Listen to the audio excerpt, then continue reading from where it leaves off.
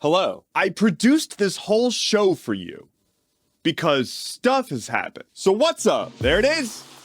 Paid Twitter. We knew this was coming, and they're trying to make it not appear like a big deal, but we know what they're doing. Twitter will begin testing their new Not a Bot feature in the Philippines and New Zealand. This feature requires you to verify your phone number and pay an annual subscription fee in order to use Twitter. Without giving them your phone number and credit card information, you can read tweets, but you can't post anything. The subscription is currently priced at $1 a year, in theory making it just a verification that you can provide a credit card, which famously stops bad actors. They don't have money or any stolen credit cards whatsoever. But fear not, because old Muskie says this is gonna help fight bots on the platform. Again. Never mind all the other things that were supposed to help fight bots on the platform. This one's gonna do it. Just give me your phone number and credit card information to use Twitter.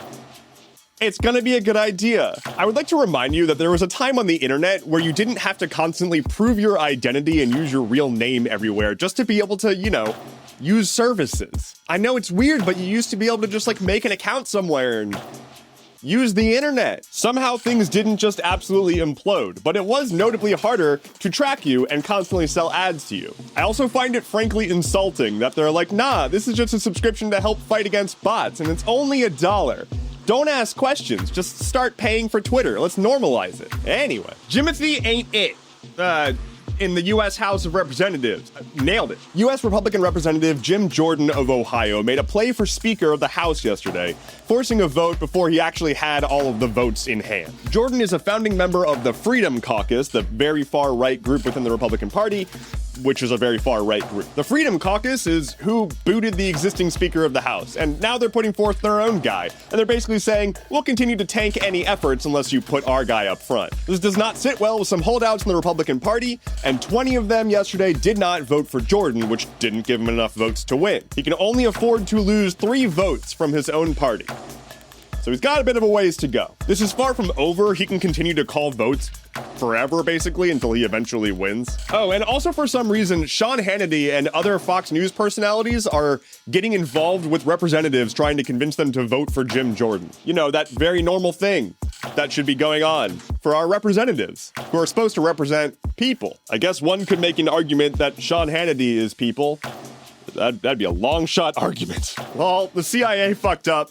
And also Twitter fucked up. They kind of both fucked up. So on Twitter, if you have a URL in your profile and it's too long, it might get truncated. They'll cut off the last few letters and just put a ... there or something. Well, the CIA's Twitter profile, which is a gross sequence of words, has a link in their profile that goes out to a Telegram channel to securely give them information if you want to be an informant. That link got shortened by Twitter. And so while the link is supposed to be t.me/securely contacting CIA, it is instead shortened to t.me/ShirleyCont. A security researcher noticed this and got that URL pointing to their own Telegram channel. So if someone didn't actually click the link, but instead copied and pasted it or saved it for later, they would have a URL that took them to a Telegram channel that was not actually the CIA. Don't you love it when a major intelligence agency uses a URL on a privately held platform to point to a different privately held platform to give them information? That's how all of this should work. What a real country. What a real internet. I have an unfortunately horrifying update to share about the situation in Gaza. A hospital in Gaza that was packed to the brim with people who were trying to recover from the ongoing attacks on the Strip has been bombed. More than 500 people have been killed, and it is just an absolutely devastating scene. Israel claims that the bombing happened from a misfire from militants in Gaza. Palestinian officials claim that it was Israel who bombed the hospital, to which Israel says, nah. Basically, every international power has just reaffirmed their existing stance on who they side with and blaming the other side. There's also a lot of outcry talking about how Biden hasn't been doing enough to further peace talks in the region, and so it's his fault. There's both Russia saying that, and also Republicans and some Democrats are saying that in the US. Biden will be heading to Israel to reaffirm his support for the state. And he was originally going to be meeting with leaders of Jordan as well, but that meeting has been canceled because they basically said there's no resolving this with a talk with Biden right now. The US's stance on the hospital bombing is that it seems like it wasn't Israel, but that's about as far as they've gone. They said that they'll need some clarifications. Cool, guys. Meanwhile, the UN is saying, stop hurting citizens and stop issuing evacuation orders that are impossible to follow.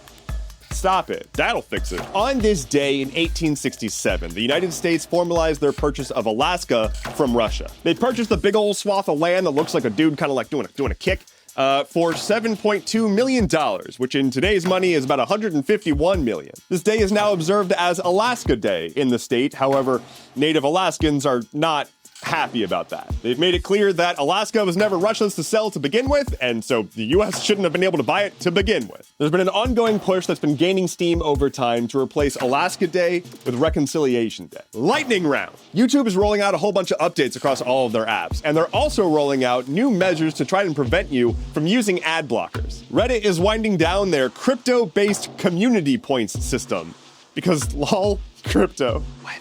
SpaceX is currently in talks with Israel about deploying Starlink internet access into the conflict area. Apple has rolled out a new Apple Pencil. It's the Apple Pencil USB-C, which is confusing because there's the Apple Pencil 1, the Apple Pencil 2, and the Apple Pencil USB-C. Well done, guys. LinkedIn will be laying off about 700 employees in a joke that is too easy, and I'm gonna go ahead and pass on it. Speaking of layoffs, Bandcamp has laid off about half of their employees as the sale from Epic to Songtradr has finalized.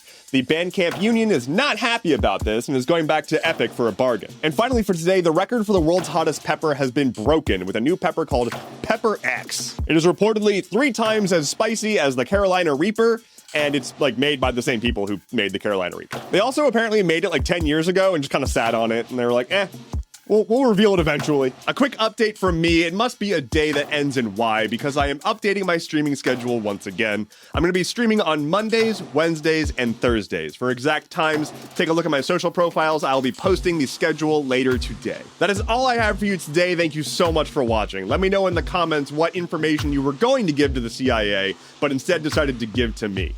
My name is Endeavorance. I'll be back on Friday. Take care and be well.